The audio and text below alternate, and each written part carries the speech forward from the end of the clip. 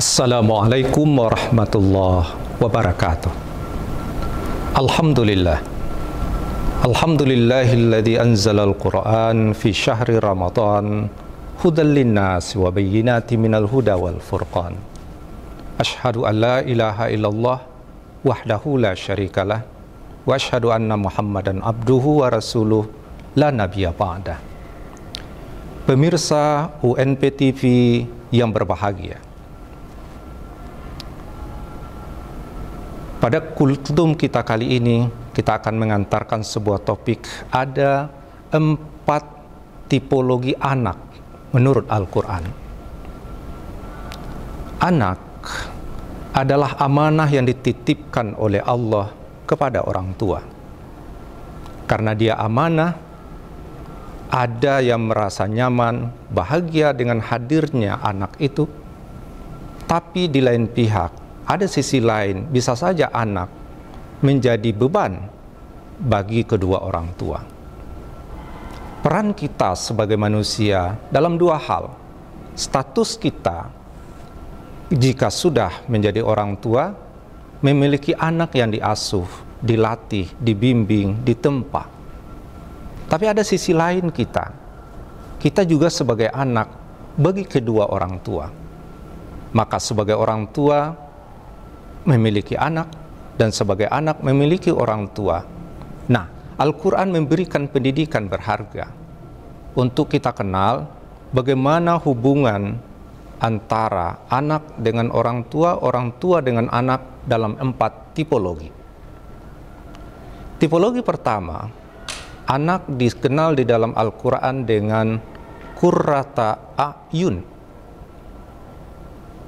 Bahasa sederhananya, anak menjadi penentram jiwa, anak menjadi pelipur lara, anak menjadi penentram hati. Hadirnya menyegarkan, kedatangannya diimpikan, dan tingkah lakunya sangat pantas dan patut.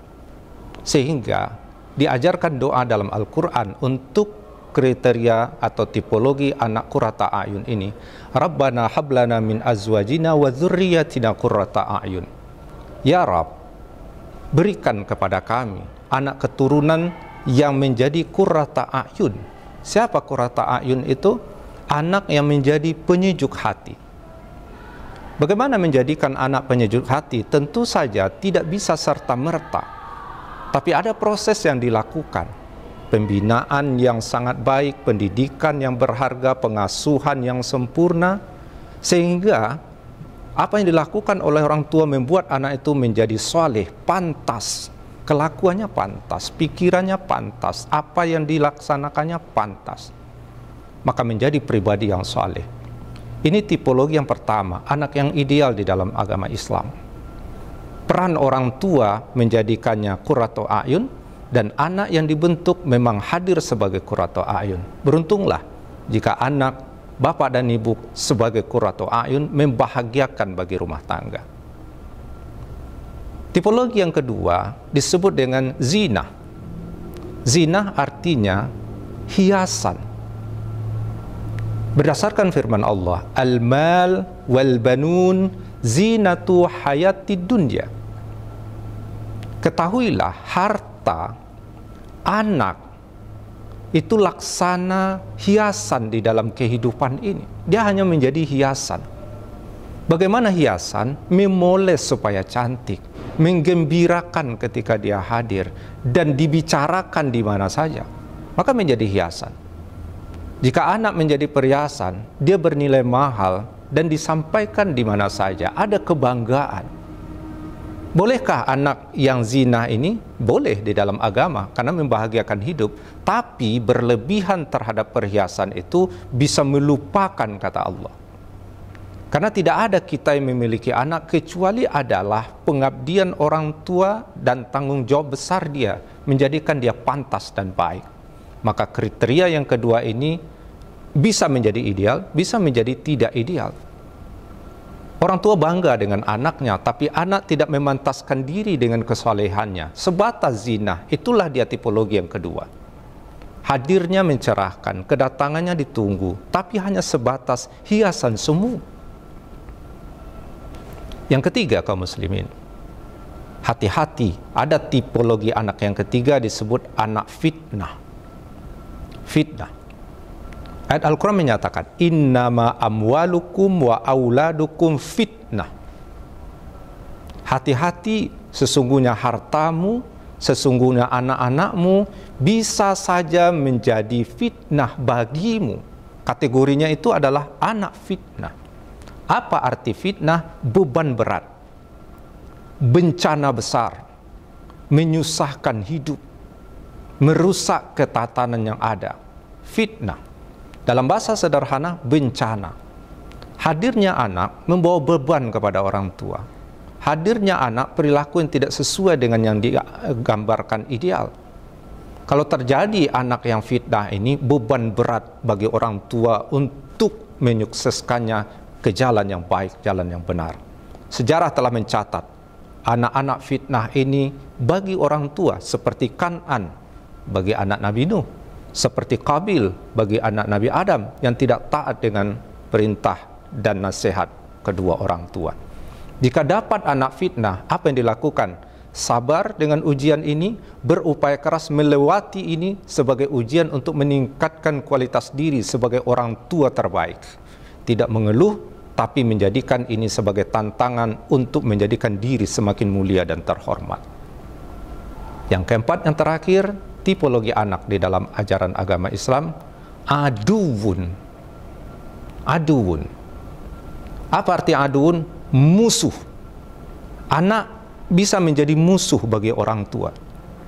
Ayat Al-Quran menyatakan, ya ayyuhalladzina amanu inna min azwajikum wa auladikum aduwun. Hati-hati, sebagian dari pasangan hidupmu, sebagian dari anak-anakmu bisa menjadi kategori musuh bagi orang tuanya. Apa kerja musuh? Melululantakkan orang yang ada di hadapannya. Apa kerja musuh? Menghancur leburkan apa yang ada di hadapannya. Sekalipun itu orang tuanya, kalau hubungan yang terjalin itu adalah antara musuh dengan musuh, maka akan saling menghancurkan. Ada anak tipe seperti ini? Ada, karena Al-Quran sendiri yang menjelaskan. Bagi orang tua yang merasa anak menjadi musuh bebuyutan yang dapat menghancurkan siapa saja yang ada di hadapannya, hati-hati. Kita sedang berada dalam ujian yang sangat besar. Karena menjadi musuh yang berbahaya dalam kehidupan. Dari 4 kategori itu, satu yang ideal. Apa itu? Qurrata a'yun. Apa yang ada pada hubungan qurrata a'yun itu? Orang tua menyempurnakan kewajibannya, anak mendapatkan haknya, terjadi hubungan timbal balik yang mesra, maka itulah menjadi qurrata a'yun.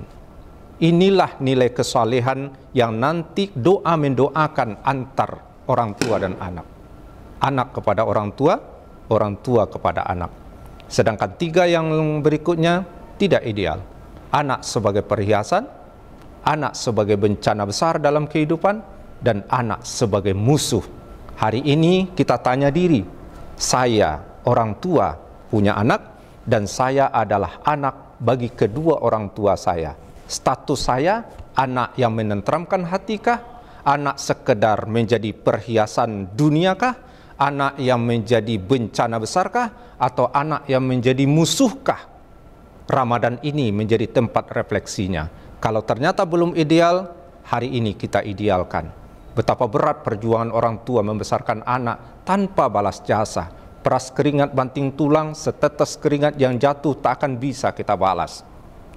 Allah menginginkan jadilah qurrata a'yun, menjadi anak soleh, pribadi yang mulia. Semoga Ramadan hari ini bisa mematangkan itu semua. Fa'tabiru ya ulil absar la'allakum turhamun. Billahi taufiq wal hidayah. Assalamualaikum warahmatullahi wabarakatuh.